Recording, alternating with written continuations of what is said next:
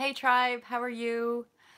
I really wanted to return to the material today. As you guys know, I do bring back, bring us back to the book ultimately, and certainly if I'm navigating emotional challenges and conflict or upheaval in my own life, it always brings me back to the text.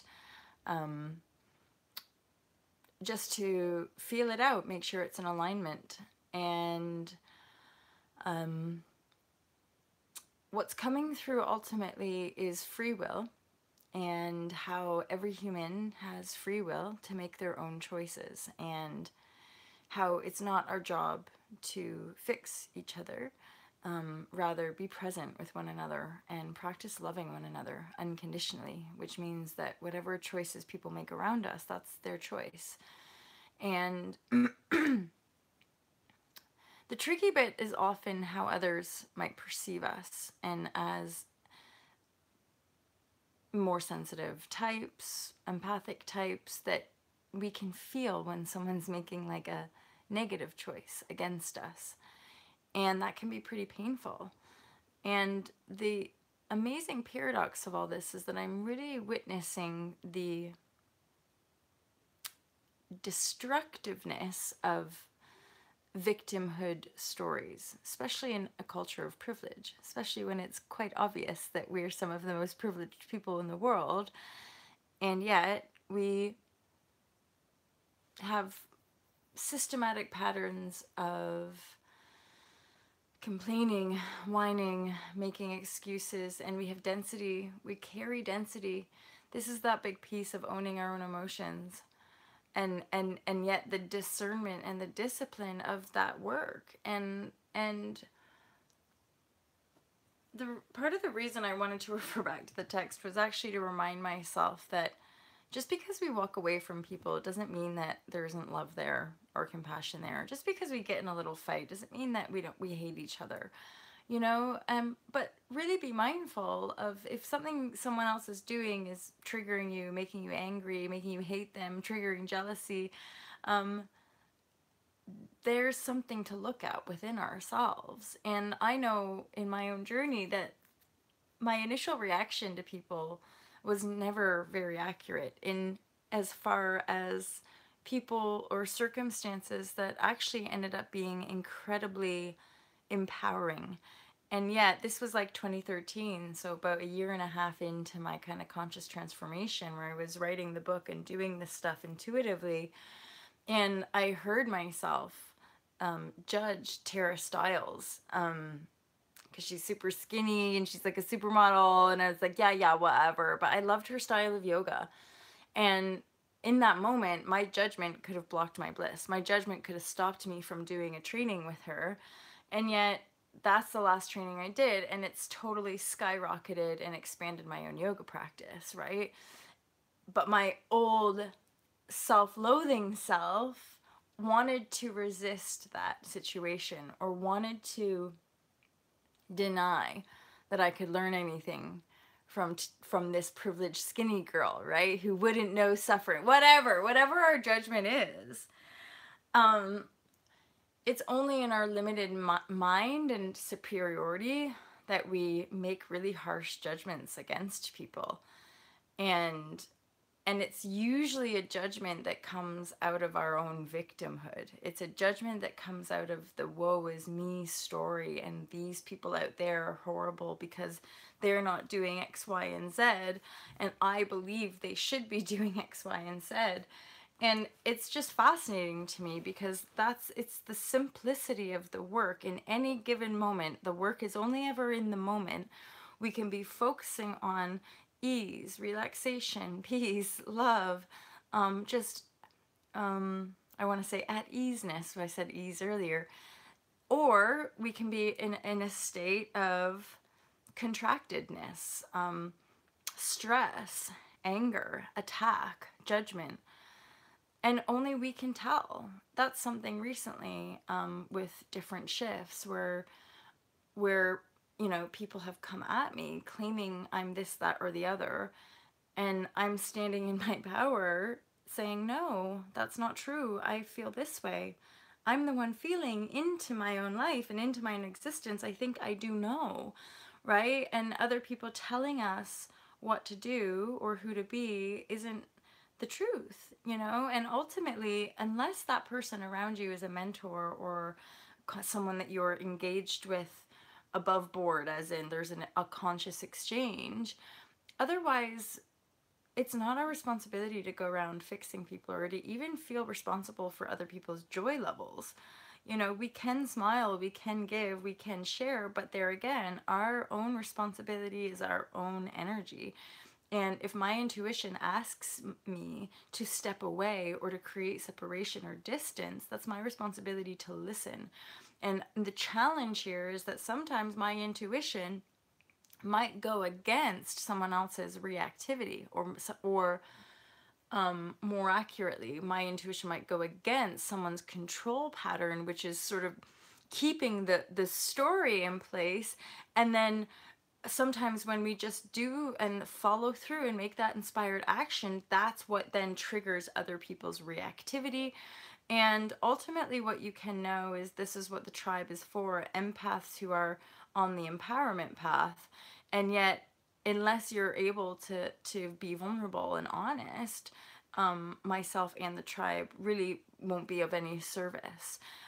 Because if one feels that this stuff should just be given and not, and that there's no work to be done from within, or that if there's these entangled expectation from one another, then we're not authentically on this fearless path, right? We're expecting other people to behave, or you know, and often, so step 2 with judgment is heavy duty, you guys, that we don't even realize we're judging it because we're so righteous in our mind. You know, people coming out and saying, you know, you're not this or you're not that, and then you're like, whoa, where does this come from? What's a judgment? It's a harsh judgment that comes up again to block a wound. And often if we're on a mission to like heal everyone and go around with that healing energy, then there's definitely a deeper wound there. And I just see it in certain communities of people that are borderline like almost bipolar or something, and they're really on a high and they're going around and they're telling everybody this, that, and the other. And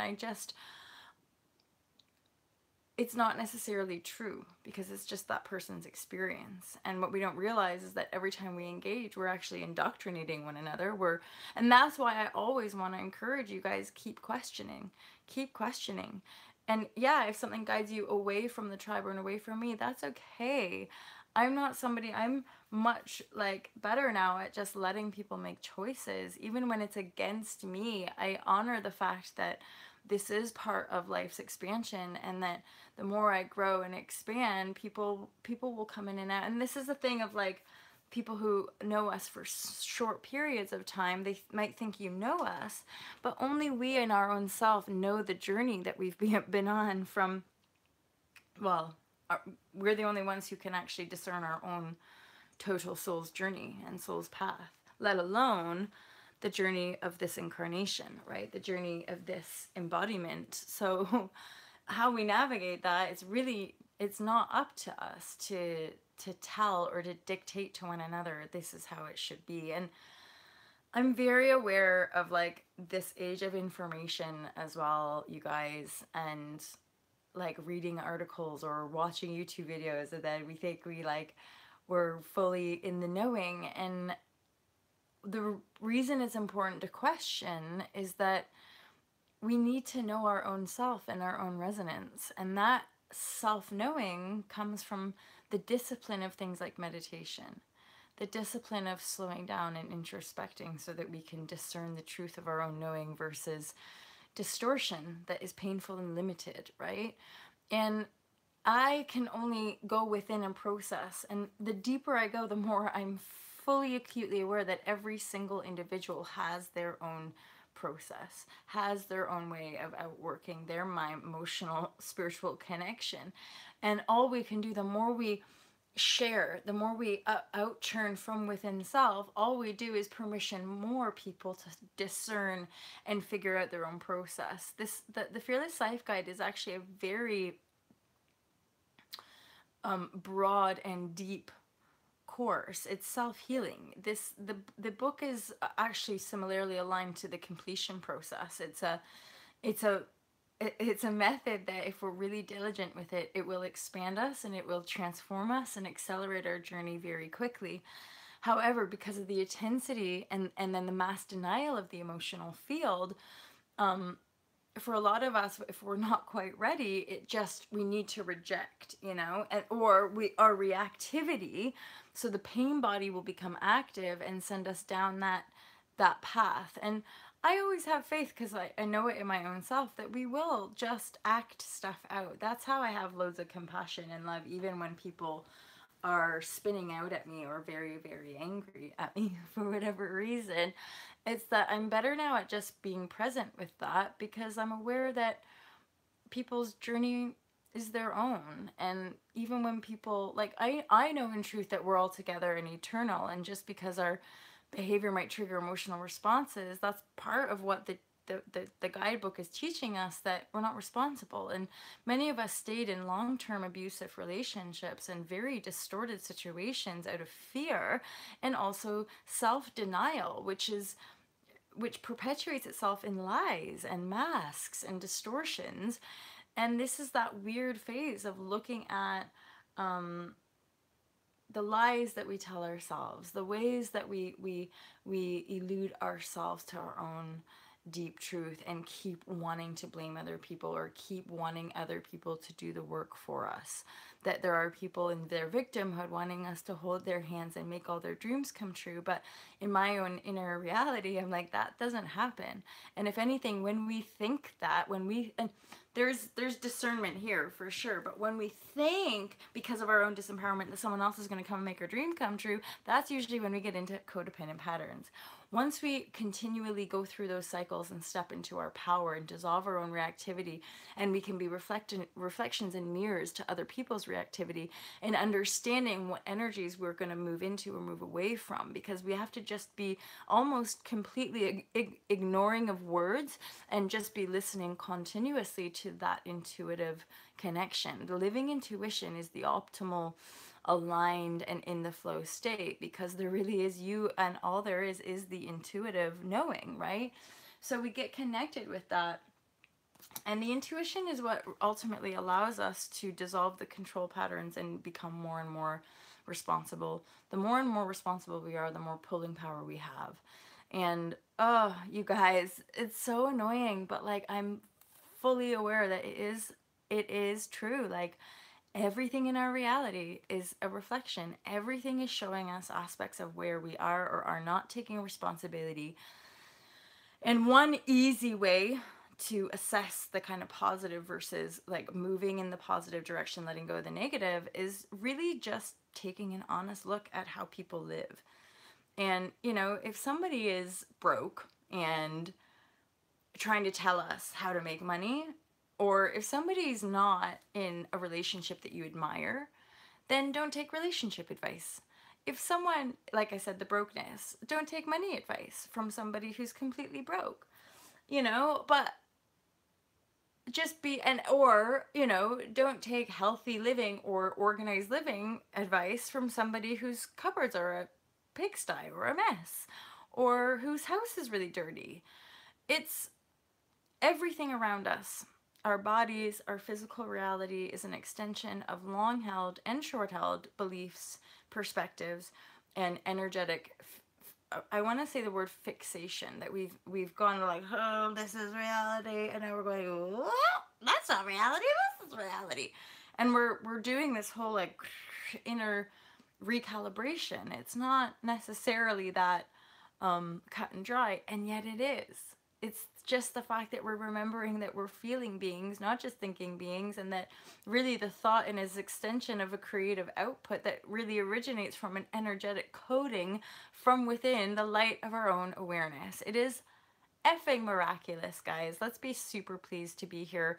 I'm actually in the middle of just editing a little meditation video for the tribe and for some of my private clients. So As some of you guys know, I'm making a move and I'm now commuting back and forth. So I am in London. If any of you guys are down there or in Brighton and you want to hang out or you want to have a session, feel free to get in touch. Otherwise, have an awesome day. I hope that was useful to you. And again, discipline and discernment. Discipline and discernment, and that comes out of the practice of meditation. So the more we meditate, and I would say for most, it would be like meditate every day. You know, when you're starting this stuff, it's challenging and it's really easy to get caught up in rhetoric. It's really easy to get caught up in just like regurgitating words and going through our motions and thinking this, that, and the other and thinking we know stuff. It's part of like the conditioning, I would say. It's part of the systematic conditioning of arrogance, you know, that we know. I think, therefore I am. I know stuff. And I'm seeing it more. And I see it because I know it in myself. I recognize that arrogance. I recognize that. And ultimately what I do know in truth is that it actually comes from deep fear and unworthiness. The only reason we go around being arrogant is because deep down we're still feeling like we're not good enough, and we're still a little bit afraid that we can't really be who we are, or that if we be who we are, we're gonna get attacked and judged and da. So we actually try to be this person or that person, use their words, and maybe I'll be more acceptable, but it don't work like that. It won't work like that. That's that's the weirdness of it. Again, everything is always a reflection. And I wouldn't have wanted to own that 2 years ago, but after bottoming out and working through a whole bunch of stuff and taking leaps and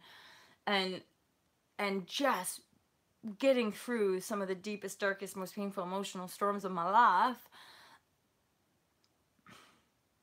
I just know it's true. One, you have to follow through with inspired action, and two, you have to keep believing. You just have to keep believing and keep moving. And ultimately you have to keep busting through, thinking you know, thinking we actually know that this reality is this, that, or the other, you know, instead of just feeling and knowing the truth within your feeling state, so that you're not just on a perpetual reactive control loop, and that you're in the integral alignment of your beingness, so that you are the responsible creator, and that alignment then reflects back everything around you. It does do this. Your power, your truth, and your like core essence, like your signature, like the being that you really are, that is known to you. And that's what meditation helps us to get to. Because once we get to that, it gets more and more obvious that other people don't have control over us. And then we can make sovereign choices that are in the highest good for ourselves, and continue to walk away from people who just want to control us. Because we're working through our control patterns, it becomes more and more difficult for other people to control us. Make sense? Okay, so I hope that was useful to you guys. I look forward to sharing this with you and the meditation, and I hope you have an awesome day. Lots of love. Take care.